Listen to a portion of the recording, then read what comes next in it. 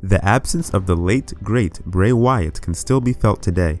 He was one of, if not the most creative performers in the history of this business. Nobody was like him. He had the ability to put on a great match and cut a strong promo, but no one came even remotely close to telling a story like he did.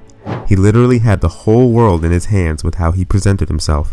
While it's no secret that WWE dropped the ball several times with Bray, the company seems to be doing the same with the Wyatt Sicks.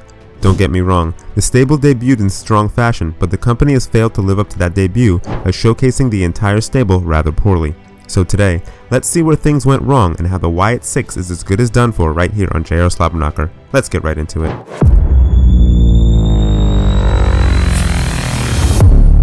The passing of Bray Wyatt was tragic to the point where people still talk about him to this day. His death left fans wondering about his brother Bo Dallas's career. What was he going to do? Would he continue Wyatt's legacy? These were the questions that the fans had. Things became a little clear when the documentary Bray Wyatt Becoming Immortal was released. It was an emotional watch, and it also showed that Bo had intentions to continue Wyatt's legacy. After WrestleMania 40, WWE began building up the debut of the Wyatt Sicks stable. For many weeks, glitches occurred during the shows, and each glitch contained a QR code that led to a website that contained eerie imagery, videos, and puzzles. It was clear that they were for Uncle Howdy, as WWE did the exact same thing for Bray Wyatt's return to the company back in 2022.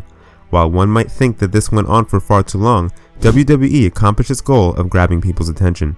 Fans were interested in seeing how Triple H would showcase the return of Uncle Howdy. The stable's debut was set for the June 17th episode of Raw, and oh boy, what an epic debut it was. The entire presentation was flawless. From Nikki Cross crawling her way out to WWE personnel being laid out backstage, everything was done perfectly. If Bray were alive, he would have been proud of the whole thing. People were also quick to make jokes about Chad Gable, who appeared as if he was massacred in the entire thing. The company followed the debut remarkably by showcasing videotapes of Bo Dallas conversing with Uncle Howdy. Bo made it clear that he was looking to exploit his brother's legacy. The stable also had a clear first target in mind in the form of Chad Gable.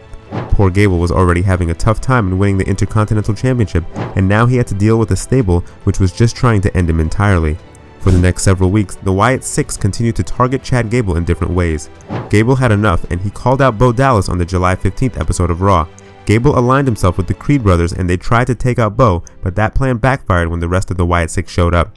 It took several weeks for the company to announce when the stable would start performing in the ring. The stable defeated Gable and the Creeds in a decent 6-man tag match, and I'm going to give the company props here. That tag match felt like a love letter to both Bray Wyatt and Brody Lee. Everything was going well until the company decided to continue on with the feud. It made no sense. Yes, I know that the company wanted Uncle Howdy to make his in-ring debut, but it came at the expense of Chad Gable. I get why Gable was chosen for this spot, as he is a reliable performer and he can make anyone look like $1 million, but Gable has been losing more matches this year, and how are we supposed to take him seriously if he continues to lose marquee matches? The company could have realistically chosen someone other than Gable. When it comes to the supernatural stuff, you know that it's a significant part of the entire stable. I appreciate that the company is showing the human side of all performers, that they can't make them feel like any other wrestler every single time. This takes away everything that made them feel special in the first place. Take Uncle Howdy's in-ring debut as an example. If Bo is going to perform as Uncle Howdy and he's going to sell moves long enough to show that he can be taken down, then what's the point of having him wrestle in a mask? It's so weird. He should have been booked similar to Kane's debut with the mask, where he was seen as an indestructible force. Having 50-50 matches with Chad Gable and the Creed brothers greatly diminishes the power of the Wyatt Sicks. And what is the stable going to do after it's done with Gable? Repeat the same thing with another superstar? We all know repetitiveness is what makes pro wrestling boring. Go ask Goldberg all about it. Just kidding. On top of everything I've said, WWE also failed to make the stable's objective clear. We know that Bo wants to go after the heels and the so-called false prophets, but there isn't much substance in that for the fans to care. So after Bo's done with Gable, is he going to go after Bronson Reed? Drew McIntyre? What's the end goal with all of this? This is the question that many have been wondering, and before anyone says that fans should be giving the entire storyline some time to play out, let me remind you that it has been going on for months now. The entire stable feels so lost now, and this must be far from the vision Bray had for the whole thing. But is there anything the company can do to fix things? Of course they can. First of all, Uncle Howdy should be wrestling only when he needs to, and he doesn't have to sell that much for his opponents. Sure, he doesn't have to be completely unstoppable, but make it believable enough for the fans to see that Bo's alter ego is in control. Have Bo Dallas wrestle most of the matches. That should be the priority. When it comes to the stable's opponents, they should not come out of the feud looking like absolute losers. They should feel as if the stable changed who they are. Much like how Bray Wyatt did to his opponents, Bo Dallas isn't the one who should see some change. Eric Rowan, Joe Gacy, Dexter Lumis, and Nikki Cross, all of them should be given solid substance to work with.